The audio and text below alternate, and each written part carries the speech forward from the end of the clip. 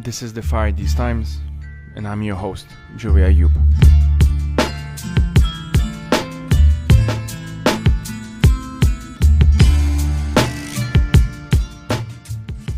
Hello, everyone. My name is Joey Ayoub. Welcome to the Fire These Times. I'm your host. The way we usually do this is I ask guests and co-hosts and whatnot to just introduce themselves however they want. So why don't we start with Christina, if you don't mind, and then Daniel, you can go as well. Sure. My name is Christina Heatherton. I'm talking to you from Hartford, Connecticut, where I'm a professor of American Studies and Human Rights. Daniel? Hi everyone, I'm Daniel Voskoboyn, and I'm talking to you from Barcelona, Spain, where I work as a campaigner and researcher focusing on ecology and human rights.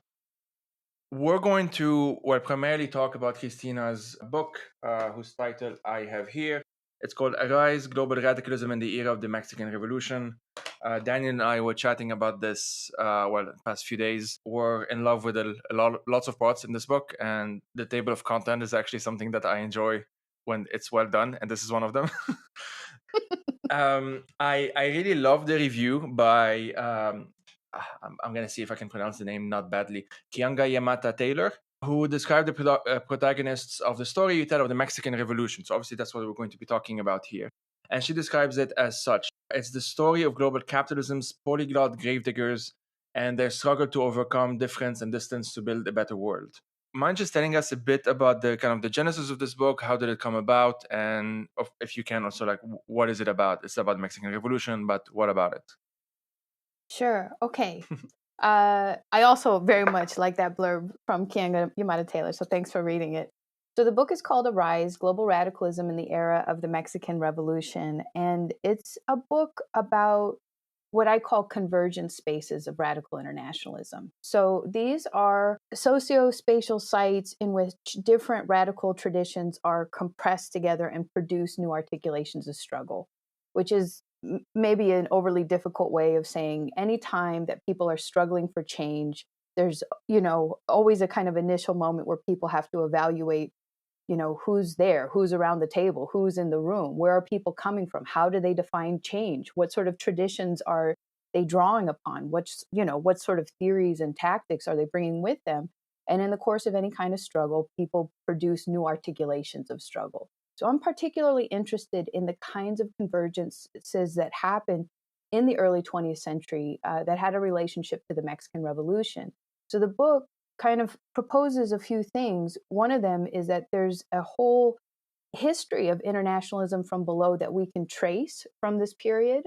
I think there's something very interesting about displacing the Russian Revolution and the Comintern as the kind of lodestar from which all internationalist traditions, come. And so instead, thinking about this slightly earlier period, the first major social revolution of the 20th century that happened in Mexico, and thinking about the kind of convergences that it provoked. So in broad strokes, that's what the book's about. I'm all about displacing the Comintern, so that's all good. Just maybe in a few words for those who may not know exactly what the Mexican Revolution was about, can you at least give us some context if that's okay? Sure. Well, thinking about internationalism and the Mexican Revolution is, maybe not a kind of common sense thing to do, because the Mexican Revolution is more often thought about as a contained nationalist struggle. Mm-hmm. It's a struggle that breaks out in 1910. Formally, it's a struggle from different fractions of the country in Mexico seeking to unseat Porfirio Diaz, who was the president who ruled over Mexico for over 35 years. Diaz, ushered in modernization, brought Mexico into the frenzy of finance capital with, the kind of uneven development that we see happening all over the world, happening quite intensely in Mexico. And while the kind of dynamics of intensified commercial agriculture, the carving up of the country for new transportation routes to take sugar and henequen fibers from different parts of the country to different ports onto the global market, you had totally uneven results. You had mass dispossession of people. You had a middle class that felt totally disenfranchised because they had no political power, and you had different fractions of the military and foreign capital also competing to unseat the president. So So formally, these are the kind of the sketches of the Mexican Revolution. I think what my story does is to say that there's a different history of internationalism that we can draw, and that there's something quite interesting when we think about the advance of U.S. hegemony in relationship to Mexico and the Mexican Revolution, which I'm happy to talk more about. Yeah, Daniel, you want to ask the how-to question? Yeah, I just actually wanted to ask you what you mentioned, like in the displacement of the commenter.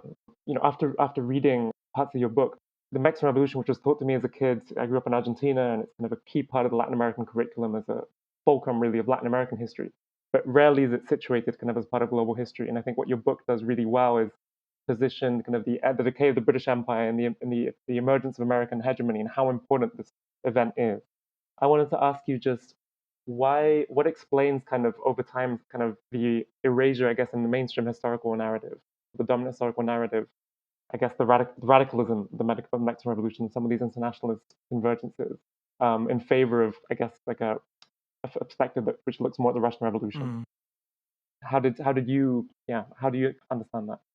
Let me see if I can take that in two different directions. First, I mean, the Mexican Revolution became fully consecrated in the development of the modern 20th century Mexican state, right? So a lot of Mexican commentators have talked about the revolution as being frozen in time. There are ways in which the ascendancy of the political party that comes out of the revolution, which rules for most of the 20th century, draws upon the legitimacy of this revolution as its founding moment. So there's a lot of ways where it's self-consciously stuck in time.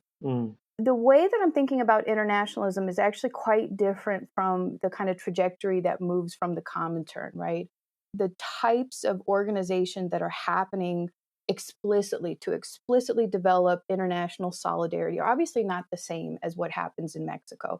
But I think that that's actually quite interesting, the sort of messy experiments, the types of convergences that occur because of Mexico's, physical and geopolitical relationship in proximity to the United States.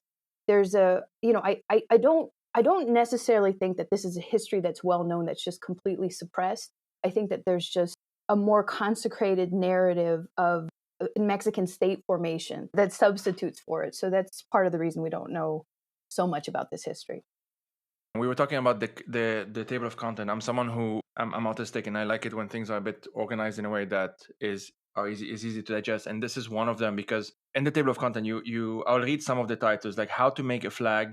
Well, the first one actually is the introduction, how to make a rope, and then how to make a flag, internationalism and the pivot of 1848. Then how to make a map, how to make a university, how to make love, how to make a living, how to make a dress, and then the conclusion is how to make history. There's very much a sense while reading the book that you always go back and forth from like the local to the global, we might say, or maybe like the small scale to the large scale.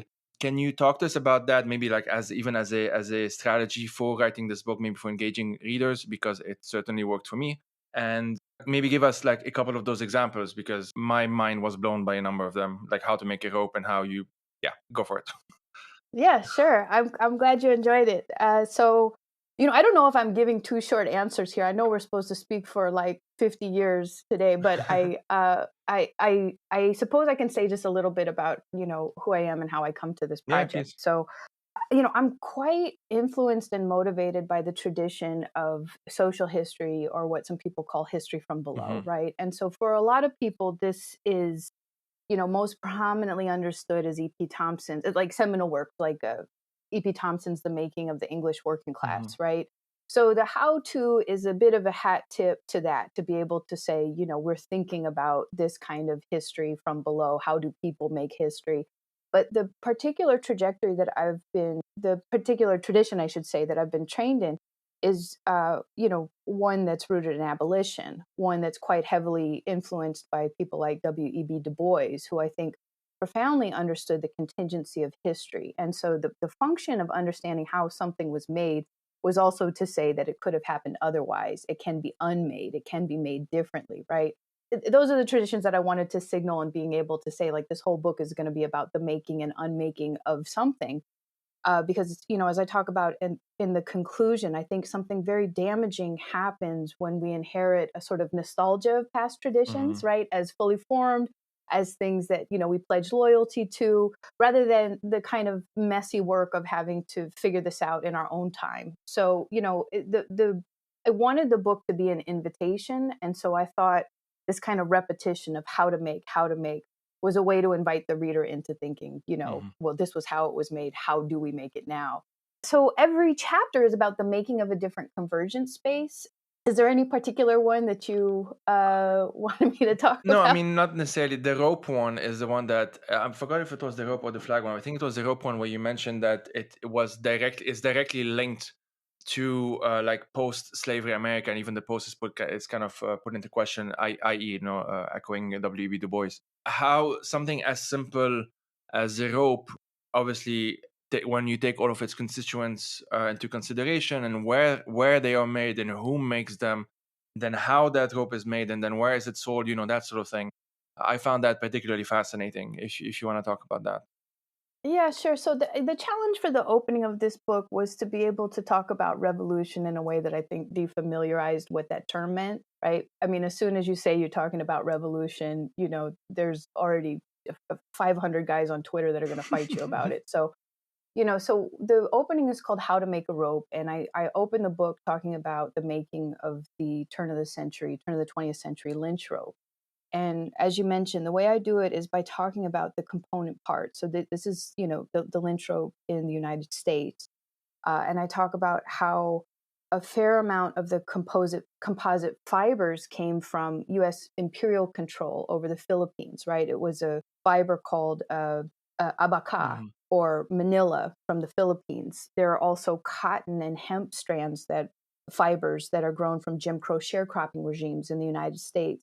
There are other fibers, Indian jute, Russian hemp, but I talk about how, given the various unstable supply of these different fibers, in the turn of the 20th century, the U.S. increasingly had to look to Mexico, right? And in the southernmost state of the Yucatan, there are fibers called henequen and thistle. They're like related to the agave plant.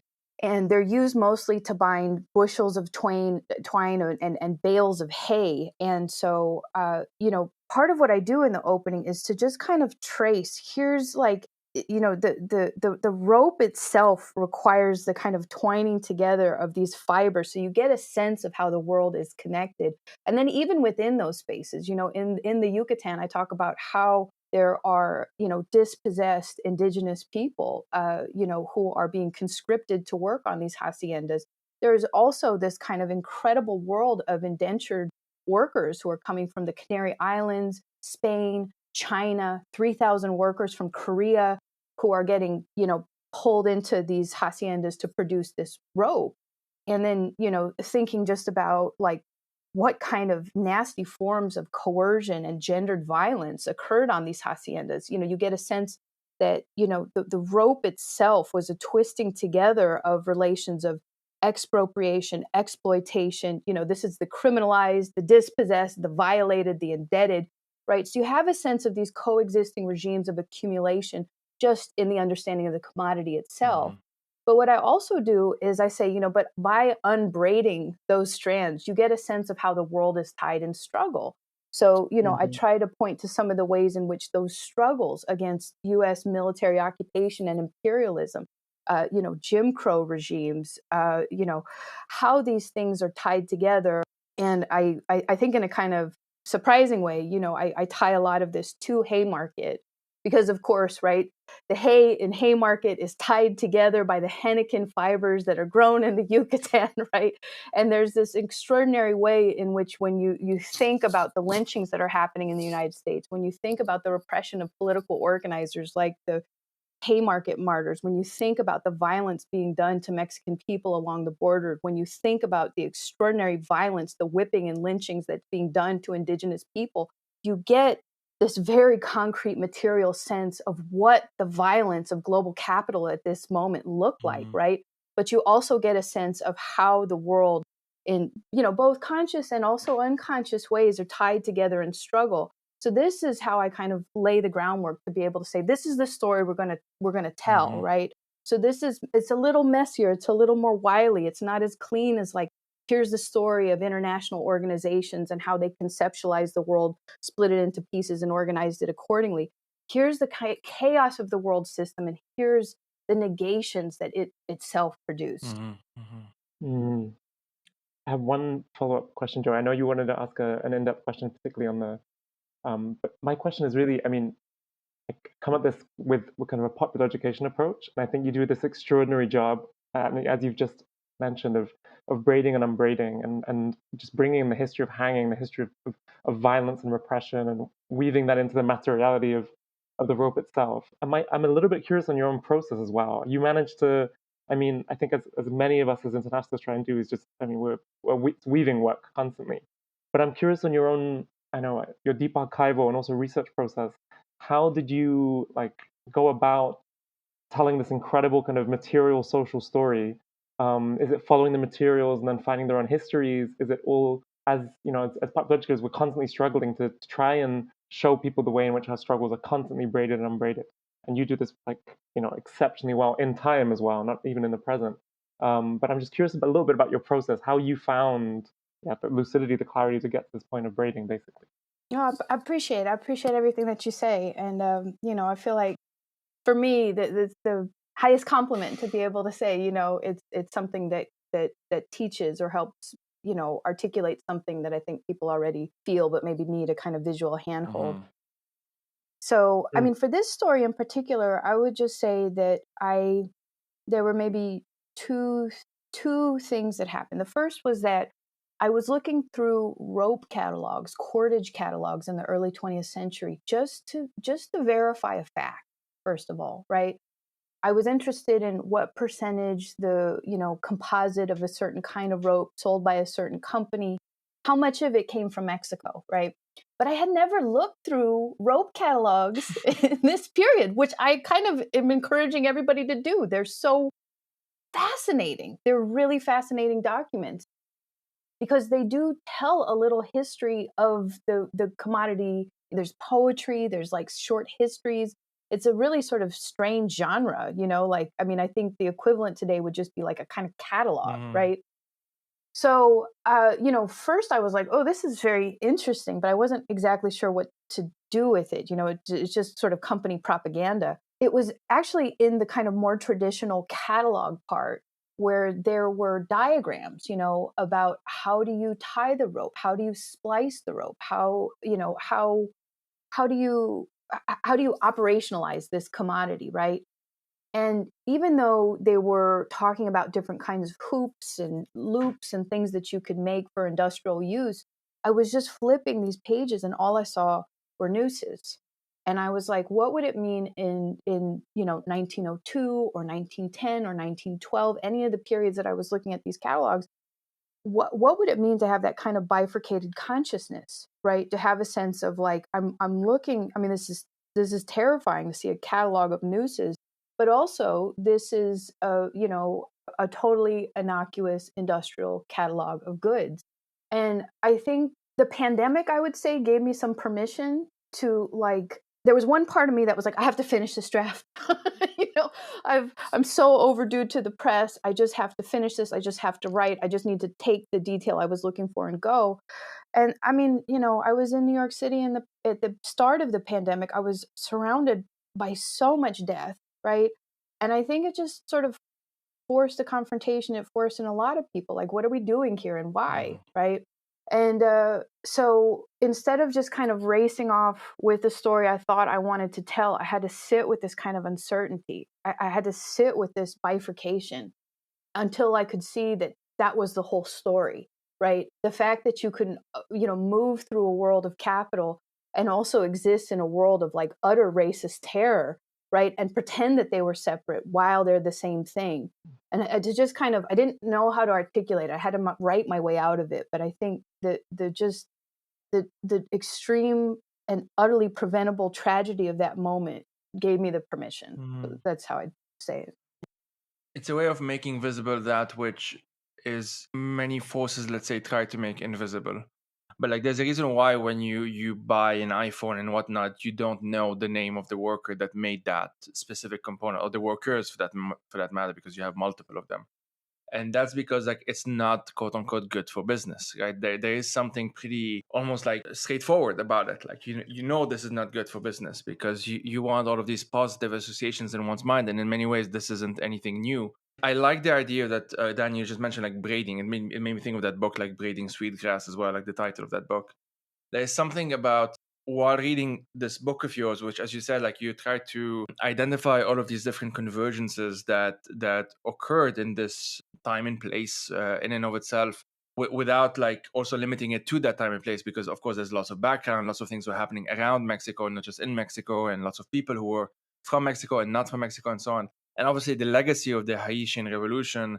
Speaking of something like Daniel, you mentioned something that's not as quote unquote mainstream. Maybe I feel like the Haitian Revolution is maybe the example like par excellence in some sense. And there is a link to Haiti that we'll get into, I think, in this conversation, because you talk about Haiti as well. But yeah, so the convergence is something that I find quite interesting, because it's sort of the methodology. I mean, because it tells me that there's a way of starting somewhere within your analysis, let's say, without necessarily knowing where you're going to end up, and without necessarily having this, it's sort of like you have a question and you're seeking the answer, rather than how often we have an answer in mind and we're trying to frame the question to fit that answer. And I think we see this like often these days. Daniel, you're my man when it comes to talking about the links between the past and futurisms and that sort of thing. And I should say for listeners that we had a conversation about this on this podcast, I don't know, like a couple of months ago or something, so you can look into it. So do you want to try and frame it and help my messy brain right now, Daniel, by talking about this? When you're reading the sections that you read, what did it make you think about the present moment? Yeah. And I hope I didn't put you on the spot.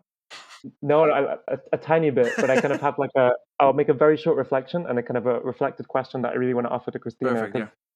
I think I would love to cite the person I heard this from, but their name slips my mind, if anyone knows. But I heard someone talking about possible past the other day. To me, just reading the fragments of the book that I could, it struck me with excitement. It struck me with excitement because I think it opened the space, this window into more possible paths. And I feel the same. And every time I encounter any kind of social history or history from below, it's a way to rewrite the story of erasure that often we inherit. And that lets us rewrite off the story of erasure that often we assume for the present. So I want to sit with just, I think, we both Joe and I love history, but I think there's this personal kind of side to the historian, which I'd love to hear about, which is kind of like on a as someone who, as an activist, as someone committed to struggle, what did engaging with all these braids do for you in the way that you look at the world today? And I think that what you just reflected on, finishing this book in New York in the middle of this time of the normalization of mass death as well, this period that we've just that we're still living in, absolutely in no way the pandemic that we're currently in. But I'm curious on also, as for you personally, in the acknowledgements, you write incredibly beautifully about the way in which history should transform us as we learn it, as we do it. And I'm going to ask you more about your teachers later on. But I kind of want to ask you as well, like the past is there to revolutionize how we think always about the present. How did it revolutionize you in where your outlook is today? I hope this answers your question. I feel compelled to explain maybe one thing that brought me to this work. This is such a tremendous time of uncertainty. And I think in times of uncertainty, people reach for certain things, right? And I think that we have a fully developed discourse of reactionary politics and the kind of mythical past that feels very certain. And it feels certain because it situates the person invoking it as a protagonist in a way that feels very safe and certain. And I think I think even though present company excluded, we're less good on the left at thinking about the kind of narratives of certainty and the kind of like ways of thinking about history without, as I think Joe, you mentioned earlier, already knowing the point we're trying to prove and kind of where's Waldoing it in history to find the person or the episode to be able to say, you see, and that's why this position is right. The place that I learned social history was really in England, in 2007 was the 200th anniversary of the abolition of the British slave trade. And I had helped start a radical history group in Bristol, England, which is on the west of England. And so we were already doing a lot of different, like radical history events, counter histories. And so, but in preparation for the 200th anniversary of the abolition of the British slave trade, we just saw this like orgy of nationalist mythology, right? So this was just like this extraordinary recapitulation of the history of abolition as if it was done just by William Wilberforce, if it was done by British politicians who, like they were the protagonists. They saw how evil the trade was, and they were just so moved in their soul, amazing grace to stop it. And, Bristol is an Afro-Caribbean city, right? So there was this deeply felt rage that this was not the history of abolition, and that there's a different inheritance of the present depending on how that history was narrated. So a lot of our events were about talking about the counter history of abolition, thinking with C.L.R. James, thinking with people like Richard Hart, thinking about uprisings throughout the Caribbean and the Atlantic world, what Julia Scott talks about as the common wind. Like how did people make the trade ungovernable, unreproducible? Like, how do we think about the ways in which abolitionists struggle developed, how, as I talk about in the book, they developed their own kind of internationalism. That experience gave me a very keen sense about how past, present, and future are all totally linked. If the history of abolition was something that was a part of national mythology, then they become the inheritors of that history. They not only constitute it, but they inherit its meaning and they determine its future. So I think in real time, we would do walking tours in the rain that, like 50 people would come out because they were just like, they wanted to understand why was it after the abolition of the trade that so many colonial slave owners got paid back, right? There was reparations, but it was for the slave owners, right? And it went into things like the glass industry, the train station in Bristol. So, we had talks, we had guerrilla theater, we had art exhibitions, and there was just such a powerful sense that this mattered.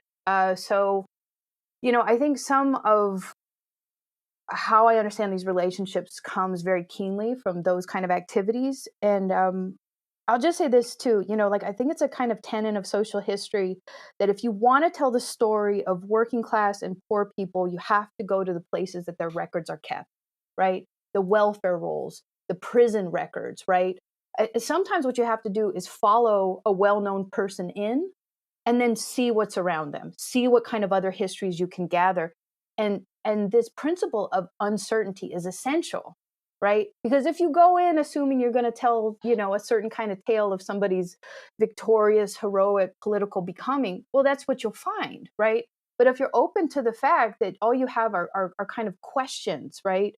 That there's a place that's important to look, but you have no reassurance of what you'll find.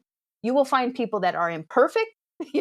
You'll find people who they betray each other, they fail, but that's it. We're humans. That is the record of human history. And so not being afraid of that uncertainty, I think, can allow a lot of other narratives to emerge. I personally find it quite interesting when I go back to read some of the often it's like a journal or a memoir, an autobiography, that sort of thing. Sometimes it's a biography that has a lot of quotes and whatnot, and diary entries and that sort of thing. And you see how I'm spacing out on who exactly I'm thinking about. It might have been Bakunin, I don't remember. But a known Russian thinker at the time was also not a good person. Again, may not have been Bakunin. I don't want to smear the dude. He's dead.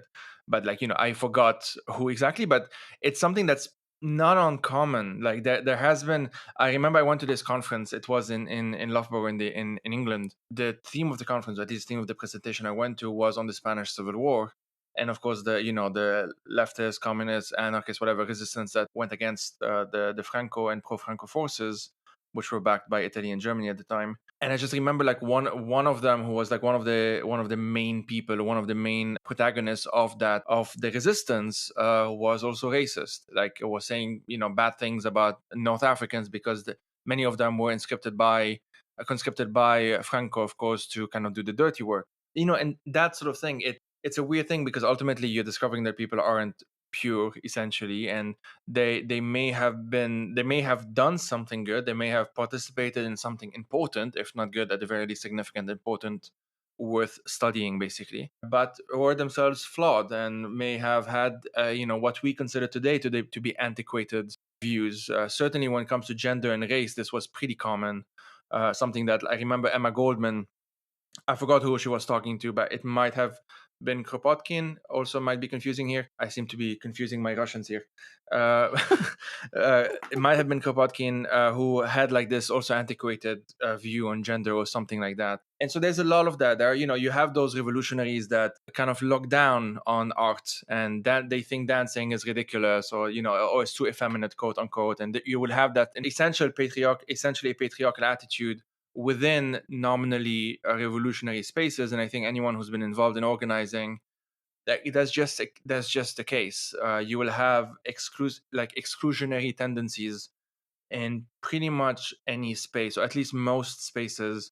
And these days it feels like this is becoming more and more talked about, at the very least in the spaces that I've had these encounters, talking about like, is our space disability inclusive, is our space gender exclusive, that sort of thing. With all of that in mind, first, I don't know if you have any reflections on that. Feel free to share them, otherwise I have like my next question. Something that I talk about in the book is the ascendancy of U.S. hegemony, right? Which I understand as the ways in which very, small, particular, specific interests become generalized and felt as in the general interest, right? Whether or not they are. I'm happy to talk about that a little bit more in relationship to Du Bois and the kind of small shareholder sensibilities. But I would say, the point that I'm trying to make there is that people can tend to take on the characteristics of the states, the kind of political formations within which they're in, right? So a lot of my work has been about policing, right? Policing and neoliberalism at this moment. And so, I think if I hear you right, there is like, look, I think I can't make any like full denunciations of any kind of interrogations of history, right? I mean, it's extremely important to be able to contextualize people. Oftentimes race and gender and sexuality are extraordinary blind spots that change the way that we interpret different thinkers.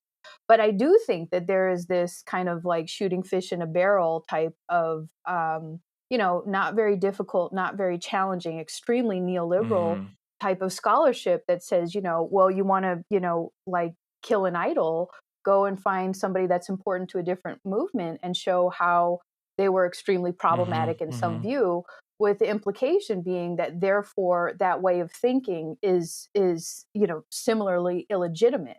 And I think that this is kind of like a cop mentality under neoliberalism. It's something that feels like, in that denunciation, you become empowered by the ability to denounce, right? And I think it's a false power. And I think the kind of like the trick of it all is that what are we doing but perfecting a project of liberalism, right? By always denouncing our radical histories as being imperfect. I mean, who needs perfect history?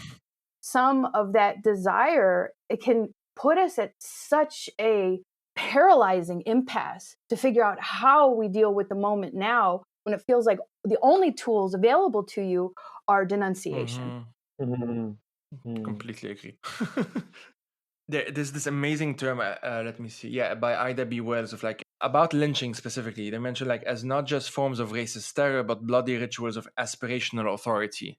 And I love that term, aspirational authority. And I was actually thinking if we can even think of like what does aspirational authoritarianism looks like, because some of the authoritarian tendencies that we see today are aspirational. I'm thinking, for example, of the anti-trans quote unquote debate that we see in the US, especially now, but also in the UK.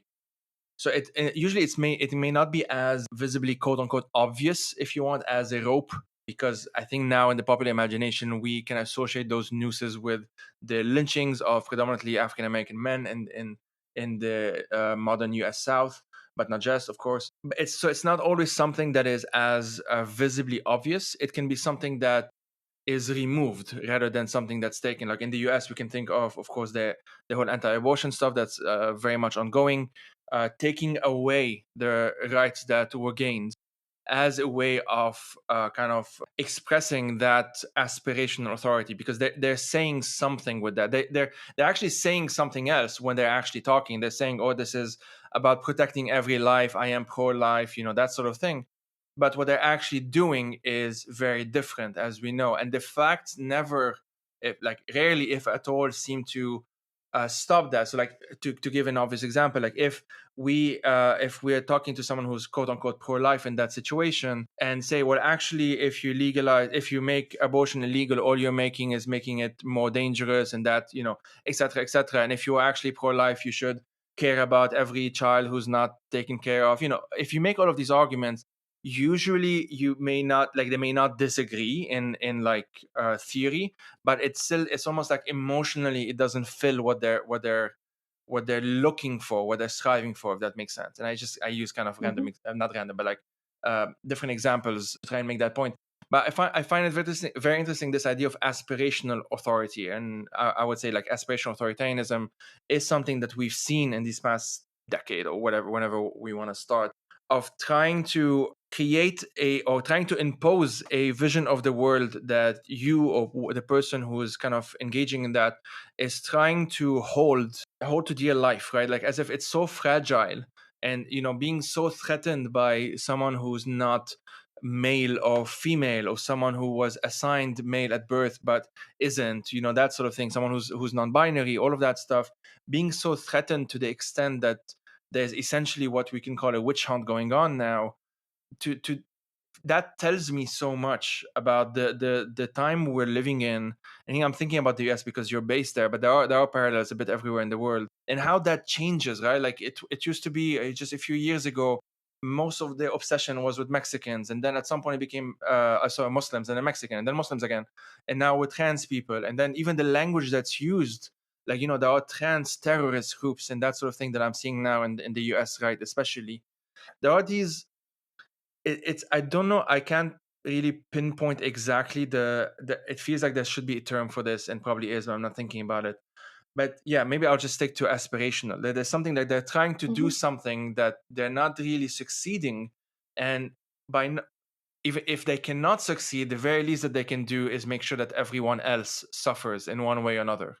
Like they can't. It's in a weird way, like they can't be with themselves. And I mean, this is a bit psychologizing, but there is that element to it. And so the link to this conversation that I'm trying to make in this extremely chaotic way, which I sometimes do, is what is it about the Mexican Revolution, which, as you explain in your book, and the Haitian Revolution, maybe this is our way of talking about that as well.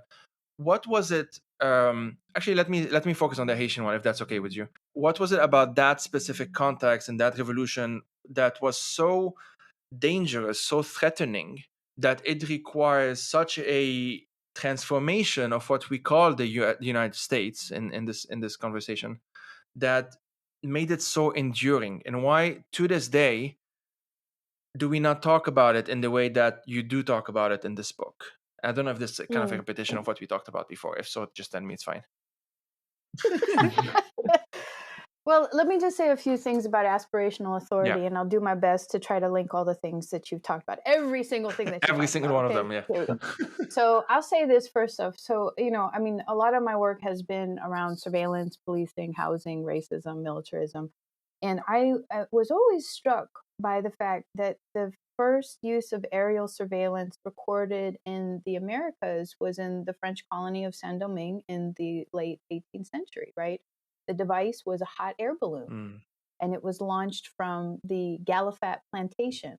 And, historian Peter Linebaugh says, he describes it as the illusion of omniscience, right? You can kind of imagine these French colonial passengers taking off from this Galliffat plantation, and adopting this vision of the kind of skies, right, to complement this colonial vision of land, right? The ability, so the illusion of omniscience is this kind of idea that you can know all and see all.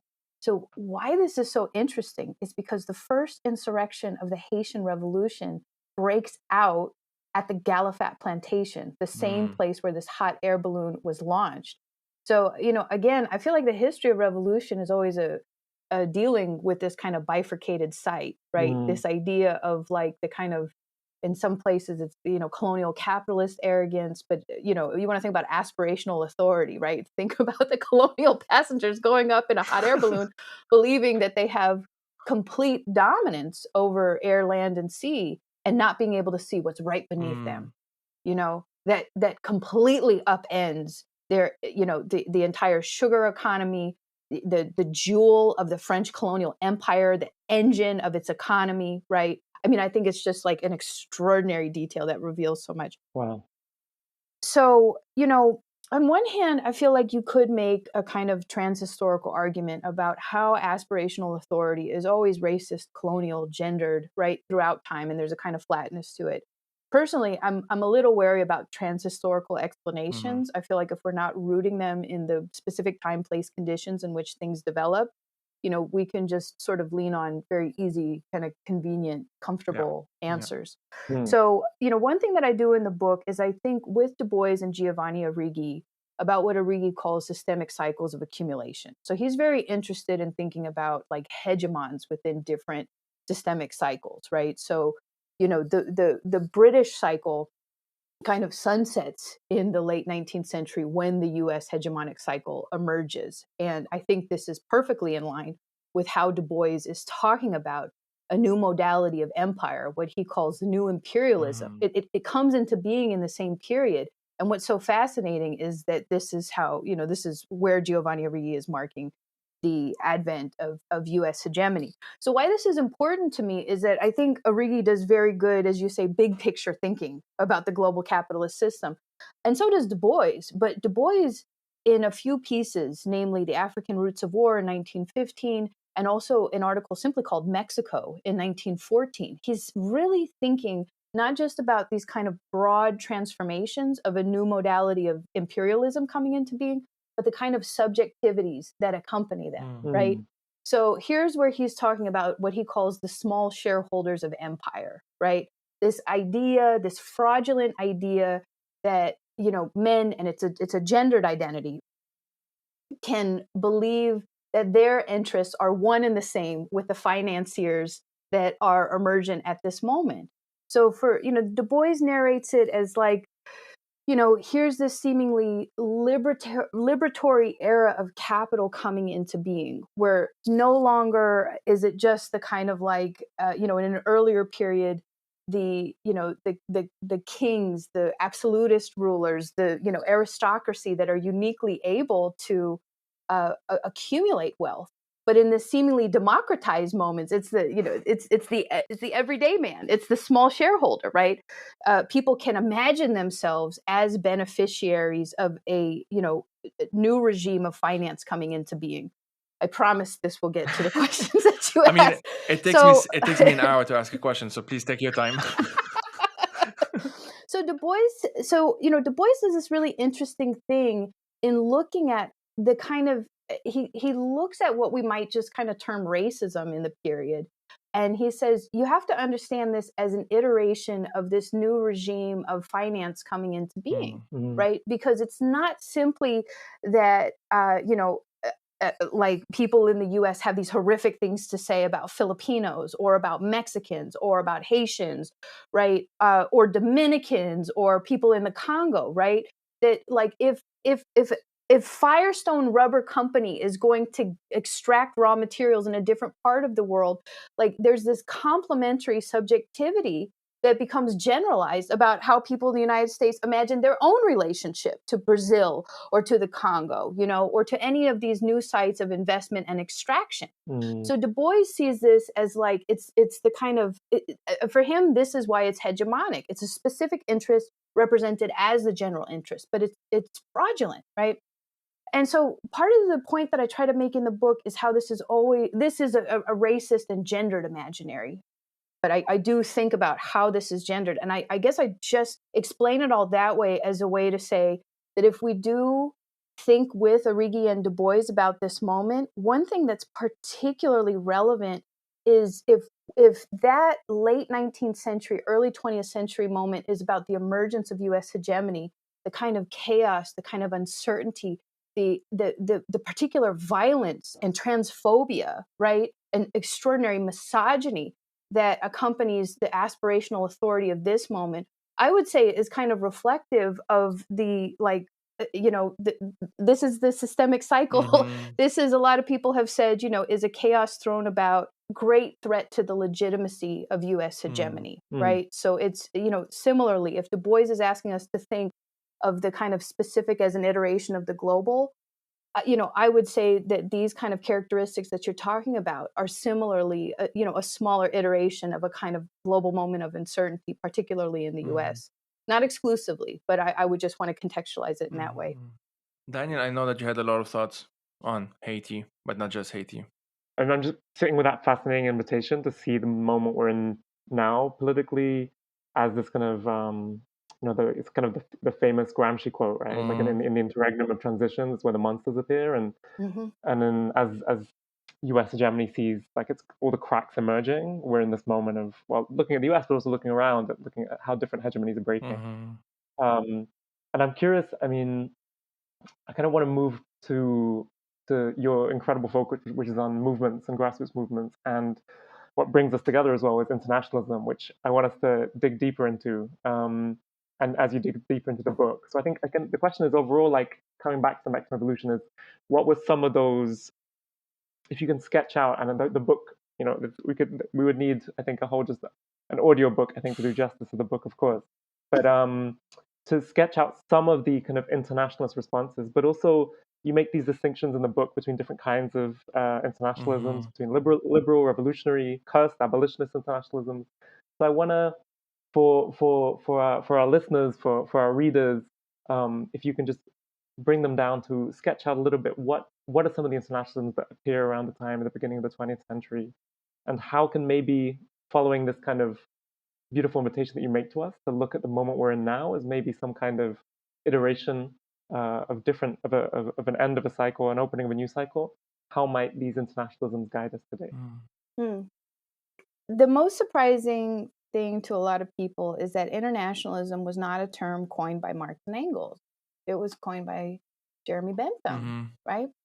Who is, I think, particularly in the U.S., is most famously associated with the theory of the panopticon, and its implementation in the prison. The idea that you can internalize systems of surveillance, and like structurally, there's the idea that the guard tower that can potentially see every single cell, is an iteration of this. I think that something very interesting happens to our conception of internationalism if we just kind of follow it through with Bentham. So, to make a very long and complicated story maybe slightly less long, I try to tell the story of the British ships, right? So I try to think about this concept of liberal internationalism coming about in an era of British hegemony, right? And this is relevant because the idea of the panopticon actually comes from the construction of British ships. It's the idea is not Jeremy's, it's his brother Samuel's, and it's an idea that he developed while he was overseeing the construction of British ships on dockyards, right? And part of the practice that try to smash worker organizing, try to crush, these customary practices where, British workers would often take whatever was kind of like the leftover scraps. They'd put it in their pockets. You'd burn it as firewood, or you'd cook with it or something like that.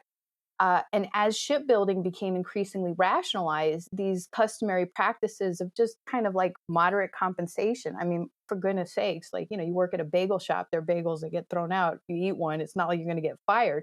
But the more tightly rationalized the process becomes, the more these small customary acts become criminalized. And it's Samuel Bentham that's part of surveilling these operations. so I think about the construction of British ships because I think the military base of British hegemony is its naval power. So it's very important to think about the ship. But I also think about the ships in all these other ways. Arguably, Arrighi and some other political theorists talk about how the capital that enabled the sailing force of the British, its ability to become a creditor nation largely came from the tribute and taxes that it made from colonial goods, particularly in India. So you think about the transformation of the Indian economy from something that's like a subsistence agriculture to the production of, monoculture crops for British colonial trade of things like opium, right? So you have these like ferocious contradictions of Indian colonial subjects who are starving while the grain that's being harvested right in front of them is being taken to be sold, on British ships for other people to buy. The India also was forced to produce opium. And obviously that opium was sold by British merchants to China. It was part of the colonization of Hong Kong, right? So, and even though the British slave trade was abolished in 1807, right, you have a number of these ships continuing to operate as illegal slave vessels after that period.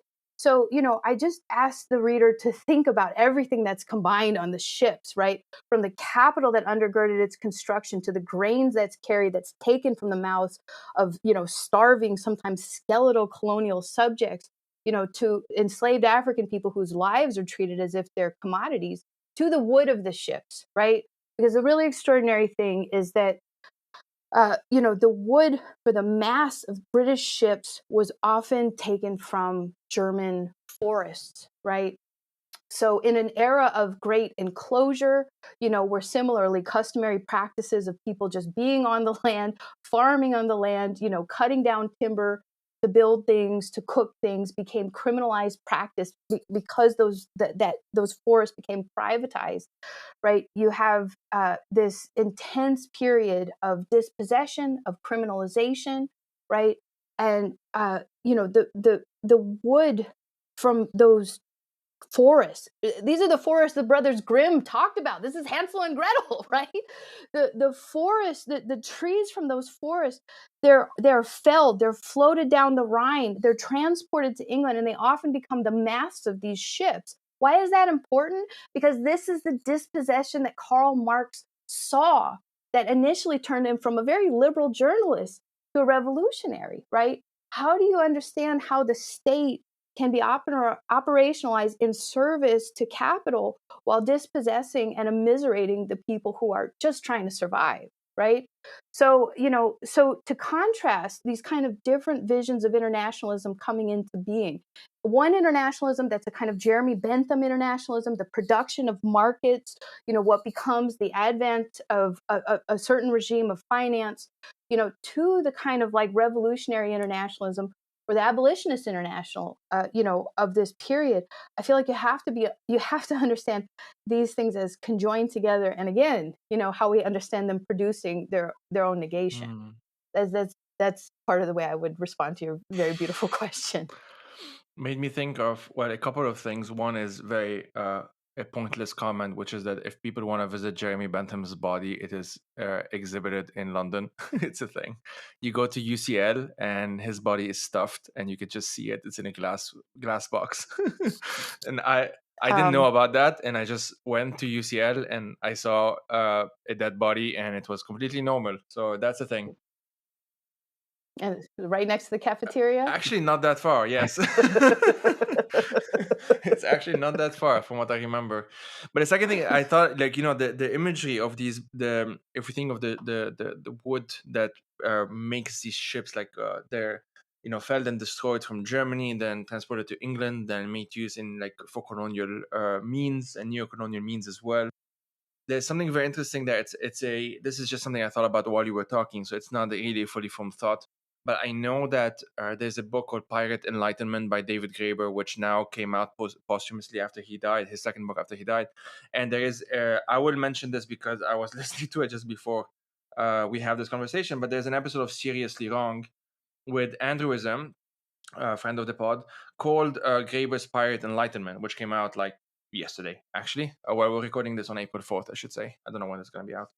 But yeah, so there is something about that, because there's been more and more like increased attention, I think, maybe it's just my circles, but like paid to what used to happen on those boats. The image that we have of pirates as, usually romanticized ideas of pirates, and of course some pirates were mean and nasty, and other pirates were actually pretty revolutionary in how they thought. And there was this sense that because they were at sea, the rules weren't the same. Like, they were able to operate in different ways, because for the most part, what we would call the workers were the majority, because they had to operate the ship, obviously. And when you're in the middle of the ocean or whatever, you're the brigadier general or whatever other terms, the captain and whatnot. If the captain was kind of like a piece of shit, he was in danger. Like there's something could happen to him, and something did happen to him many times. And so there is this element in which the sea was a potential, and did indeed become also a site of emancipation from allowing the marooning communities, as they used to be called, to these different types of pirates, and so on and so forth. That's very difficult to explore in many ways, because it happened at sea, and obviously records were not kept in many cases. But it does say a lot that a lot of our imagery of pirates tends to be the Robert Louis Stevenson types usually, which is not historically accurate. But this brings me in my by now I hope familiar way, awkward way of to the second question, which was, you mentioned this idea of I'm gonna read it first. Differently situated people were often thrown together in unexpected ways, and how in those tumultuous convergences they fought, made new meaning, and took overt and sometimes subtle inspiration from one another, establishing a more dynamic history of struggle that can enliven our sense of the reach, scope, sites, and stakes of early 20th century revolutionary actions and ideas. This is on page 17 for those who have the book. And Daniel, you mentioned in like the Google Doc that we mentioned, that you love the idea that how Christina's been discussing internationalism as, I think, how we talk about kinship or identification of kinship. Like, there is this element of, you may not come from the same, you may not have the same origins, you may have different backgrounds, you may occupy different positions in the society you find yourself in, but that doesn't mean that bonds of kinship, if that's the term we want to use, can't be built. And this is something that seems to have become, or was easier to establish on those boats that I've been talking about. That you could have been from a formerly enslaved background, you could have been a white, as we would use today say white, you could have an indigenous person, you could have been what used to be called mestizo, all of that stuff.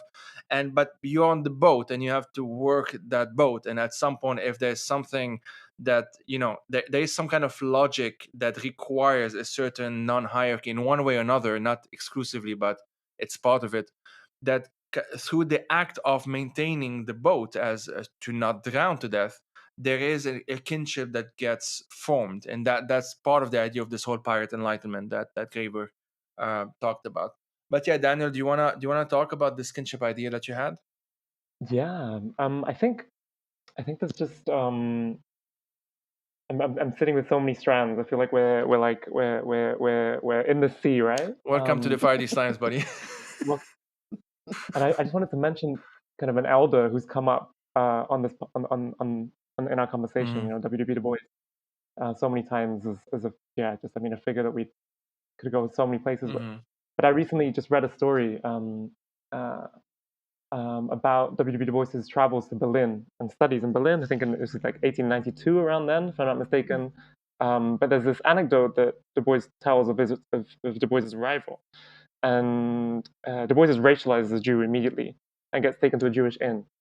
And this really is quite, in some of Du Bois's own diaries and reflections, quite transformative, because leaving the North American context, arriving in Berlin, gets confronted with just a completely different environment of racialization, but also gets to learn a little bit and exchange ideas on how do these processes of othering and racialization work in different environments. And I think there's a journalist, Ben Reef, if I'm not mistaken, makes this, I think, cites this story and also looks at how in the Black Atlantic, how Paul Gilroy kind of mainly drawing on Black radical philosophers, of course, C.L.R. James, but also on Walter Benjamin and how the idea of diaspora, which comes about to try and make sense of Gullus, of the exile of the Jewish community in Europe, helps to kind of supplement or add some vocabulary to explain, among a bunch of other ideas, of course, the experience of the Black Atlantic, of radical Caribbean Black consciousness.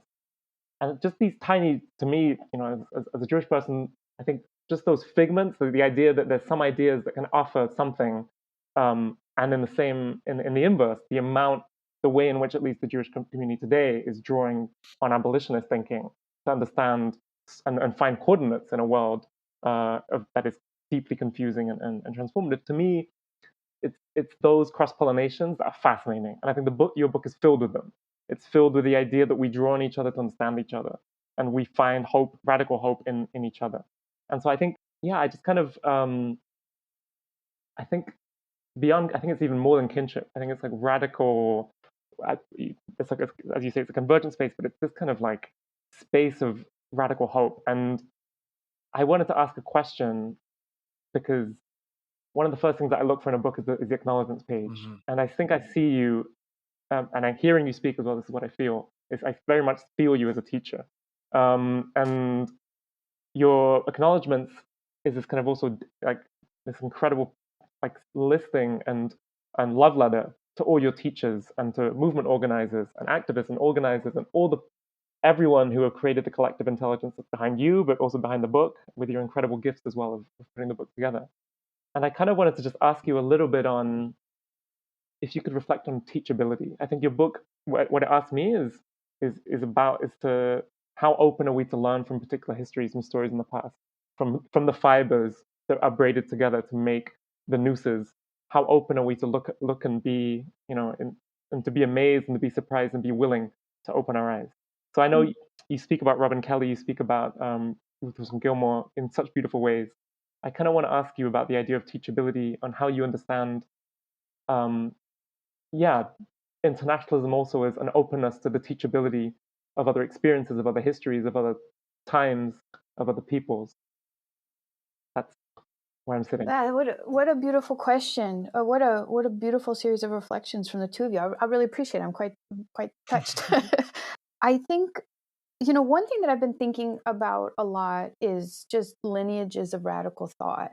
So, Du Bois's like magnum opus, Black Reconstruction, is not just an extraordinary story because of, his analysis, which I'd be happy to talk with you for several hours about, but it's also because of just the archival work. What did it mean for this man to do research in segregated archives? I mean, Tulani Davis recently wrote The Emancipation Circuit, which is, Robin Kelly calls it the kind of greatest book on Reconstruction since Du Bois's Black Reconstruction.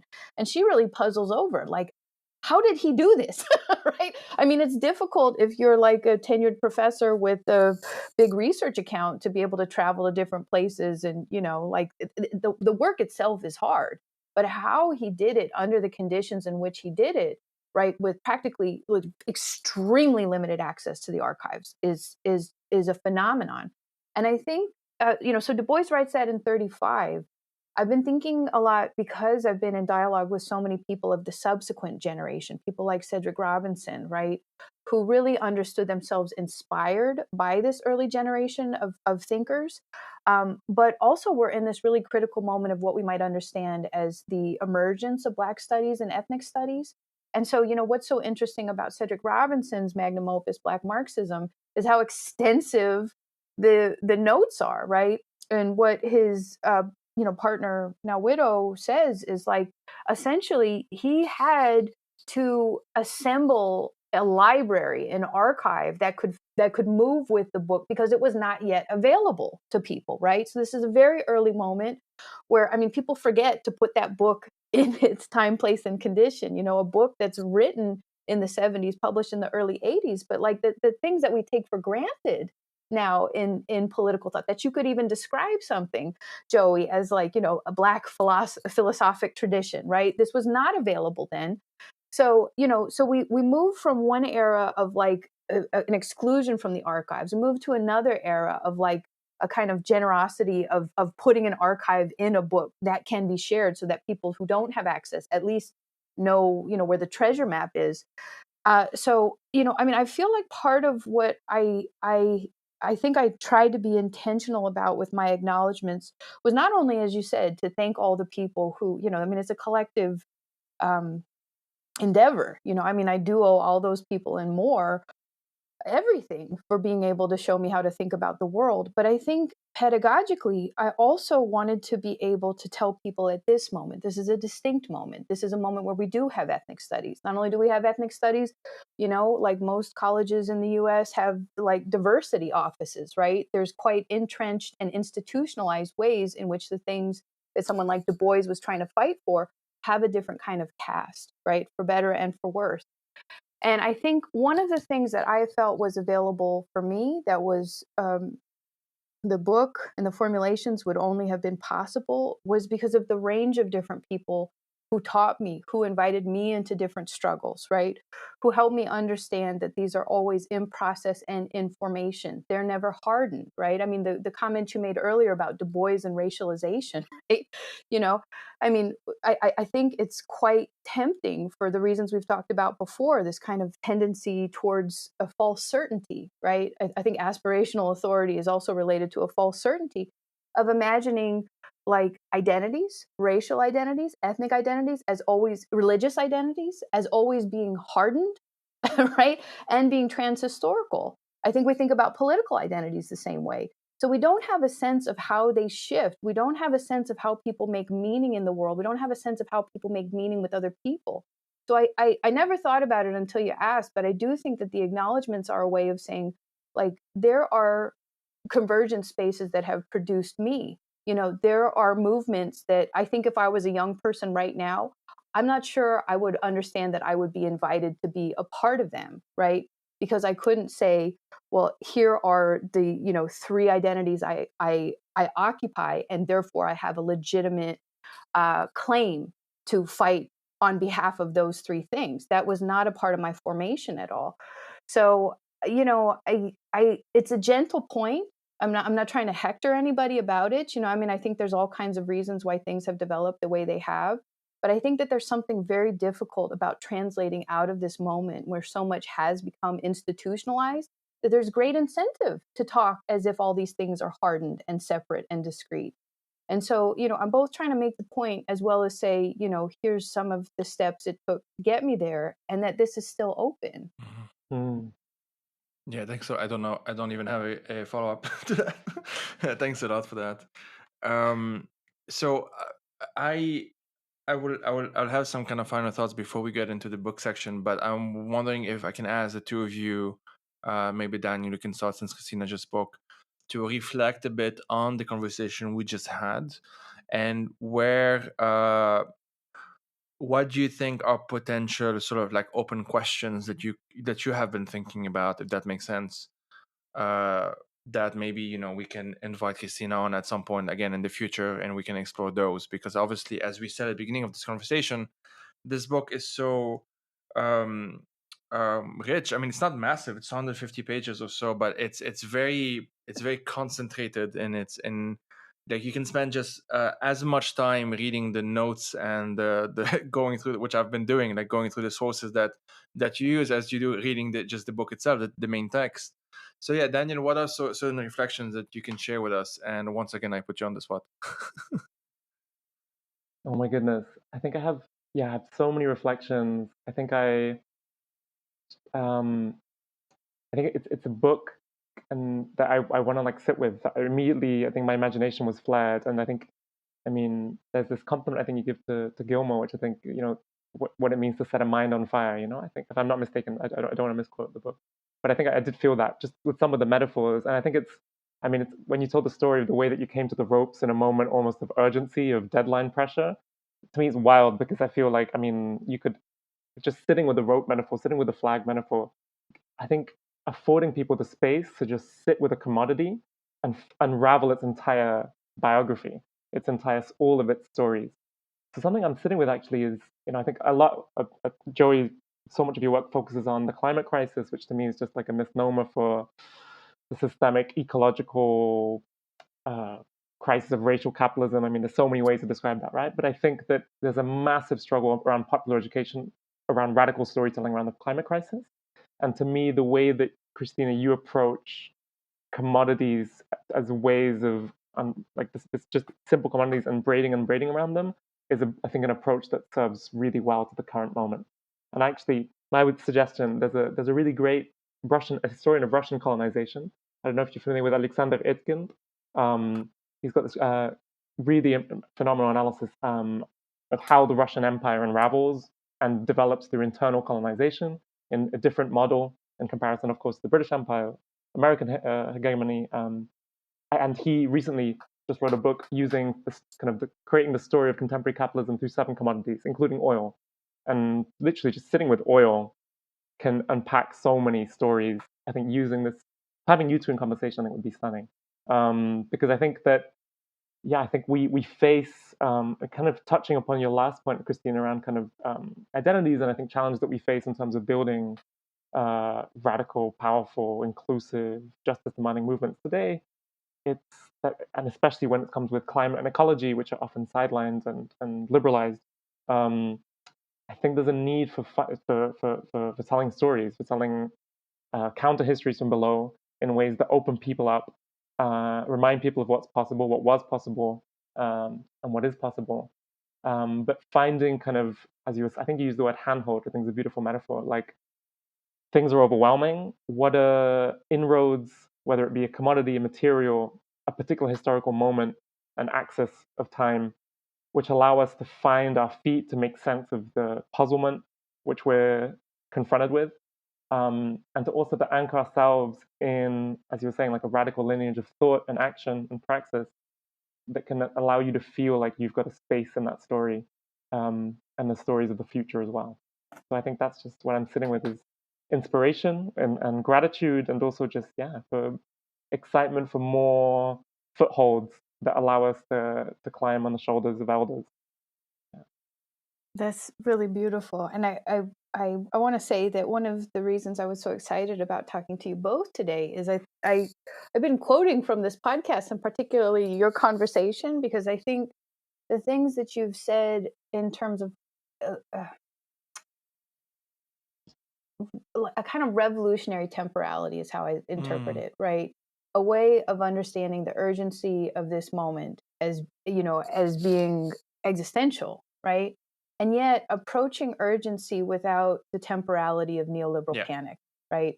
Because I think within that temporality, we lose something of ourselves, right? When you start operating like a machine, or in a way that a machine can easily replicate, you've lost your connection to people. And so, I was really moved by your conversation, the one that's on the podcast, because I feel like there's all these ways in which, you talk about the challenge to do both, right? We don't have time to lose, and also we can't talk as if we have no time, right? And I think that there's something very meaningful about, I love this metaphor of finding your feet, right? We have to find it. We have to give people permission to find theirs. There's no way we can walk if we can't find our feet, right? So I appreciate the tension, and I appreciate the attention to, the difficulties of establishing that temporality. Well, thanks a lot, the two of you, for those reflections. So usually the way I finish episodes, and that's largely because I don't know how to end conversations, is I ask guests to do homework and to recommend 3 books. So what are the 3 books that you would recommend, Christina? Okay, great. So I've chosen 3 books. The first is it's called Dark Sweat, White Gold, California Farm Workers, Cotton, and the New Deal by Deborah Weber.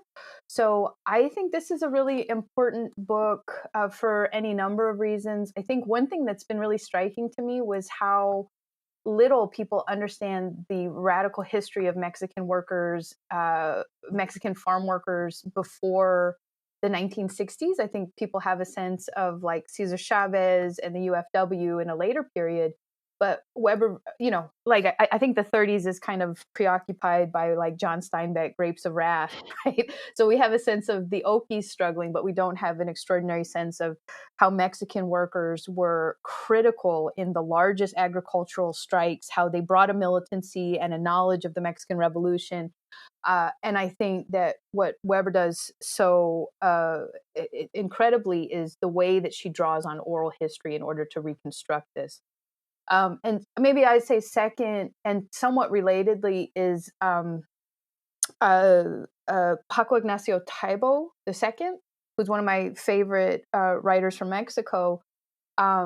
Their Seven Stories Press is about to re-release a translation of his book Pancho Villa, a narrative biography. So this year is the 100th anniversary of the death of Pancho Villa. And I think what's so interesting about the book is it's not just the story of Pancho Villa. It's every chapter Taibo is thinking about what the archive says, what historian says, what oral history said, what the rumors were, what the anecdote, what the jokes, what the photographs tell us. He makes this distinction that the oral historian Alessandro Portelli makes, that there's a distinction between what actually happened and what was said to have happened.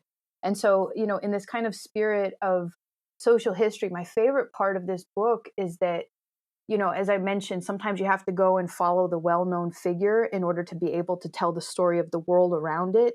And you get an extraordinary sense of the insult, the injury, the daily violence, the gendered violence, like all of the things that people faced in the lead up to the revolution and in the course of the revolution itself that would have produced a Pancho Villa, would have made people want to turn this person into a legend. So I think it's just, the narrative biography is an interesting form, but you rarely get to see the kind of some of the questions that we talked about today about like, how do you make history? How do you wrestle with all these different voices? And the last one is a book that I really learned about. Well, I'd learned about it before, but I was so moved by your discussion in the podcast. It's Revolution and Disenchantment, Arab Marxism and the Binds of Emancipation by Fadi Bardawil. I mean, I love this book and I love the conversations that you've had. The book is a way of thinking of the struggles of the Arab left in the 60s, particularly in Lebanon. But I would just say that one of the things that moves me is that this book, I think, helps articulate the kind of political impasse of the present moment. I think on one hand, Bardawil does a really good job of saying there's a way that, struggles for liberal democracy can position people as being like unwittingly naive or cynical proponents of pro-Western imperialist projects, like accomplices of empire, or authoritarian nationalists, which are kind of soaked in their own self-mythology, as if there's this unbroken history of righteous anti-colonial struggle. And I think what I really love is the way that Bardawil thinks about this impasse, kind of political retreat, and how different forces are taking advantage of that impasse and retreat. So, these are three works that are very much on my mind, and I just would encourage everybody to listen to the conversations with Fadi and Joey. I'm so glad. I'm so glad that you've engaged with Fadi's books. I think it was the first. I don't remember. No, it was the first episode I had with him, where I asked him about a difficulty that I think we still have in Lebanon on those of us who call themselves anti-sectarian. How do we actually deal with sectarianism? What does that require? Because it's a political system. It's also socio-cultural. It's economic. It's deeply embedded. It's deeply embedded. In many ways, the term sectarian is not adequate because it kind of gives you this idea of like, you're Shia and you hate Christians, or you're Christians and you hate Sunnis, and that's not how it operates most of the time. Most people would be welcomed in most spaces, regardless of where they come from in Lebanon, as long as they're Lebanese, because there is a xenophobia element actually to sectarianism. But yeah, it's a fascinating book that I'm still kind of I reread it in the past few months, and I'm still kind of sitting with it. And I love that Fadi also had like published this dialogue in some sense, or this reflection of Aimé Césaire, when Aimé Césaire left the French Communist Party in the 50s or something. And his argument for doing so is that the French Communist Party was, I forgot which term he used, but was like, um, sorry, was like permanently stuck or something like that in this game of spheres of influence, you know, the Soviets versus the Americans, and not quite paying attention to what is effectively most of the world. And so that resonated a lot with me. And I know Fadi and I, uh, both from like a Lebanese perspective, if we can say that, at least from that positionality, but specifically as Lebanese who saw Syria for the Syrian revolution for the momentous event it was, and then saw the backlash against it, whether locally, like in Syria with the regime and so on, but also internationally, with like, you know, Syrian refugees and being scapegoated, all of that stuff, as being a very interesting convergence, we might say. Like, I can easily imagine a book like this one, like yours, with those same elements, in the sense of, like, if you think of, I don't know, how to make a something, whatever the something is, and in one way or another, there's going to be Syria or another situation like Syria that's involved in this in one way or another. And Mm-hmm. it's fascinating. It's depressing at times, but it's also very fascinating. And there's so much that's happening, or that has happened, that's continuing to happening in Syria, that I feel could be rightly described as revolutionary. Whether it's in Rojava, which is a bit better known among leftists, but also in other parts of Syria that are in this very gray zone legally. Some of them are Mm-hmm. held by the regime, some by rebels, some by Turkey, some by jihadists, and so on. But there are so many things happening, usually on the ground, that are fascinating, and that you only kind of really hear about if you're following that one private Facebook group or that WhatsApp group or whatnot, and then maybe later on it becomes public. Like the one I'm thinking of is the Mm-hmm. book, the library, the underground library in Daraya, which became more known. Another two books on it, one in French, one in English. I think the French one was translated into English as well, because it was underground. So obviously they had to protect themselves and they had to keep it private. Um, for those listening, that's Daraya, Daraya. So just write that in library, you'll find it. There's a couple of books on it. And so when Daraya fell, when it was destroyed by the Assad regime in, I don't even remember which year now, 2016, I believe. That's when the story of that library came out, because the people who took part in it left the city and started, you know, talking about it, obviously.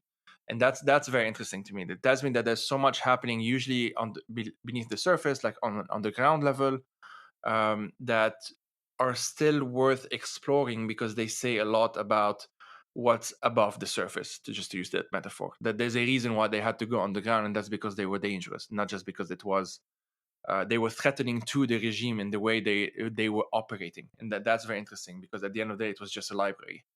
Mm-hmm. Anyway, Mm-hmm. yeah.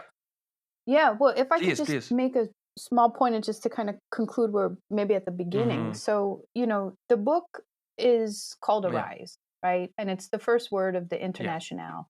And I think I talk about it in the conclusion, that there's a really interesting history of people using different lyrics from the song to think about the struggle of internationalism in their own time, right?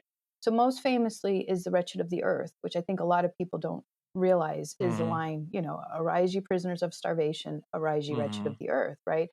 Fanon is trying to think about colonial Algeria, this, internationalist struggles from there and beyond, by invoking that title. I quote a figure that I talk about in the book, Dorothy Healy, who was a huge labor organizer in California. She was a member of the Communist Party for most of her life, but she does this really interesting oral history towards the end of her life, right after she leaves the party. And she says, if I ever write a memoir, I want it to be called Traditions, Chains Have Bound Us. Mm. So the lyric, of course, goes, no more traditions, chains no more traditions, chains will bind us. But she wanted to change it to Traditions, Chains Have Bound Us. And she says, as soon as a revolutionary tradition, no longer has a critical sense of where it is, stops questioning, stops thinking, stops trying to grapple with its moment, it's no longer revolutionary. It's become something else. And so, the book is called Arise because it's inviting people to do that work. I think this is actually something quite threatening and frightening. I think like the sense of imagining ourselves as inheritors of political moments that are impossible for us to imagine at present, right? We have great acolytes and heroes of earlier moments, and only they could have, understood the situation they were in. Only they could have articulated their struggles. And our great power is being able to quote Fanon or quote Cabral or quote somebody. And, that's some kind of trump card we play, in a political debate. I think the harder work is like you say, opening that up, being able to think about our situation and, to quote Cabral right after I say this is what we shouldn't do. There are no easy victories, right? And so, the conclusion of my book is really a way of saying, like, how do we both humble ourselves and also empower ourselves to understand the moment that we're in, to understand that the only way these traditions are alive, the only way we can build internationalism is to think about it anew, right? Not take concepts that were built 100 years ago, not take a definition of internationalism 100 years ago, not think about a world system that's even 20 years old. We have to think about this moment. We have to think about the array of forces. And we have to have a vision of what we want that's as big as the forces that are arrayed against us right now. But this is a necessary invitation, because if we're not building, thinking, being gentle with each other, finding our feet, Daniel, right? We can't walk anywhere. Amazing. Thanks a lot I think that's just an amazing way to end this conversation as well. So all that's left is for me to thank you, Christina, for coming on. Daniel as well, thank you for coming on. Christina, do you have what other podcasts is called pluggables? Like, do you want other folks, can they check your website, that sort of thing? And please re-mention your book's title for those who've missed it up until now. Sure. Well, if you're just tuning in, I'm Christina Heatherton. My new book is Arise, Global Radicalism in the Era of the Mexican Revolution. And I also co-host and co-produce a podcast called Conjuncture. So if you look up Conjuncture, the Gramscian turn, not conjecture, Conjuncture, you'll be able to find some interviews, actually with some of the people I talked about today. Amazing. And Daniel, where can people find you? Nowhere. No, yeah. Yeah. Every now and then with Joey here. Yeah. Well, okay. Thanks a lot, guys.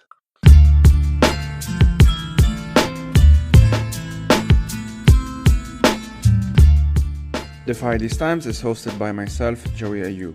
I am also its producer, researcher, writer, and sound editor. If you want to help turn this project into a full-time job, please head out to patreon.com/firethesetimes to support it. These episodes are part of a bigger project which includes resources, a newsletter, and eventually YouTube video essays as well. As always, thank you for listening and take care.